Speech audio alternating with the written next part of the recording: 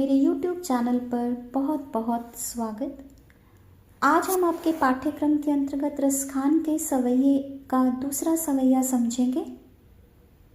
या लकुटी अरु कामरिया पर राज तिहु पुरको तजि डारो, आठों सिद्धि नवो निधि के सुख, नंद की गाय चराई बिसारो, रसखान कबो इन आँखिन सो, ब्रज के बन बाग तड़ाग निहारो, कोटिक ए कलधौत के धाम, करील के कुंजन ऊपर वारों।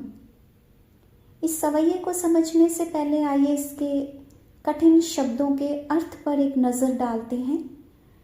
लकुटी का अर्थ है लाठी, कामरिया कंबल, राज राज्य, तिहु तीन, पुर का अर्थ होता है लोक, तीन लोक होते हैं पृथ्वी स्वर्ग और पाताल, तजी त्याग देना, तजी डारो त्याग देना या न्यौछावर कर देना, आठों सिद्धियां, नवो नौ निधि खजाने। ब्रह्मांड में दुनिया में 8 तरह की सिद्धियां हैं और 9 तरह के खजाने हैं।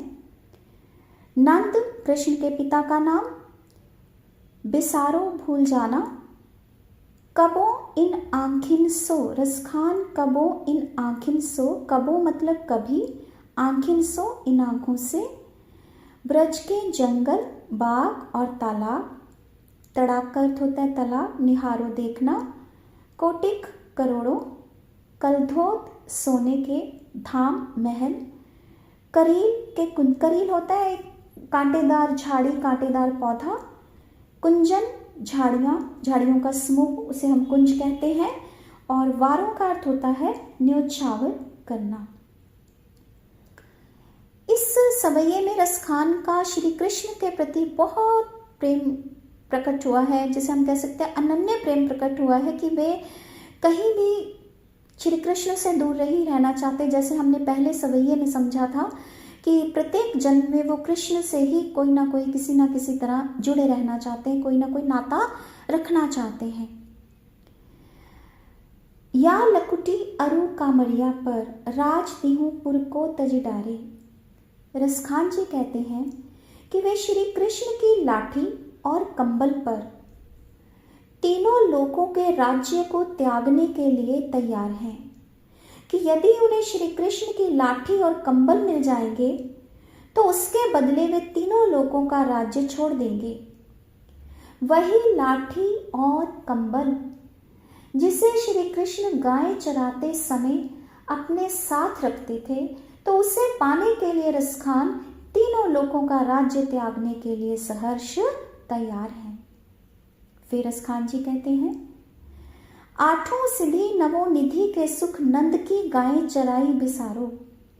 यदि मुझे कोई 8 सिद्धियां और 9 खजाने, 9 निधियों का सुख भी दे दे, तो मैं उसके समक्ष भी, किसके समक्ष?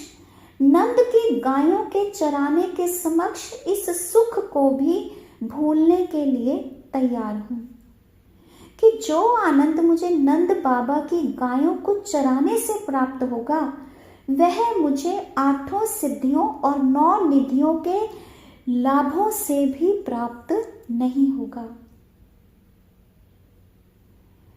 रसखान कबो इन आँखिन सो, ब्रज के बन बाग तड़ाग निहारो।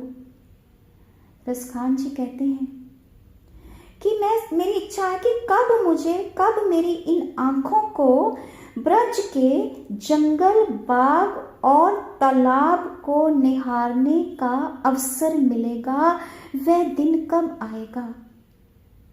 कि मेरी आंखें हमेशा यही चाहती हैं, उसकी इच्छा यही है कि वे हमेशा ब्रज के जंगल बाग बगीचों और तालाब को निहारते रहें, जो श्री कृष्ण के साथ किसी न किसी रूप से जुड़े हुए हैं।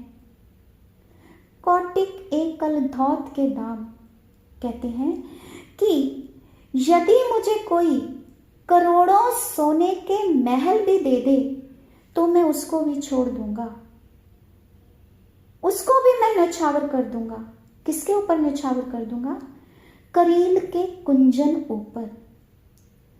करील और कुंज की झाड़ियां जहाँ उन कांटेदार झाड़ियों के आसपास श्री कृष्ण अपनी लीलाएं करते थे, रासलीला रचाते थे, वे ब्रज की लताओं से लदी कांटेदार झाड़ियों के ऊपर मैं करोड़ों सोने के महल न्यौछावर कर सकता हूँ।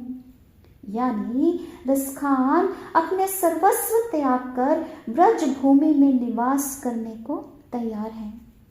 कवि को श्री कृष्ण से संबंधित वस्तुओं के प्रति अनुराग है, बहुत ज्यादा अनुराग है, और उनके सम्मुख समस्त प्रकार के सुख भी रसखान के लिए तुच्छ हैं।